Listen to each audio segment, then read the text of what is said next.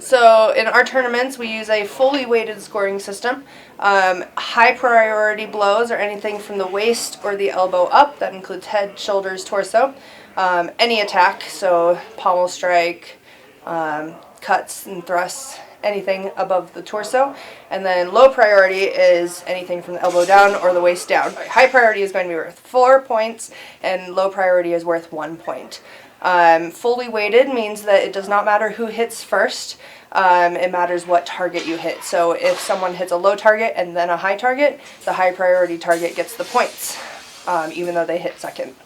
And then we, rather than using force requirements, we like to use rotational requirements. So in our longsword tournaments, we require 45 degrees rotation on our cuts, and touching on our thrusts, no blade bend required. So whichever, it's not which opponent gets to 9 points first, they have to lead the other opponent with 9 points. So if one opponent has 3, the other one has to have 12 to win. I love this sport because it is very sportsmanlike, and there are a few fencers out there that tend to be a little too competitive, but for the most part, everyone is really good about self-calling when necessary.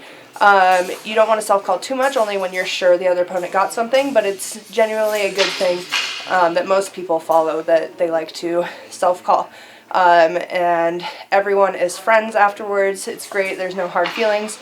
And in general, just being a good sport and being a good friend to everyone in the community is what everyone tends to do.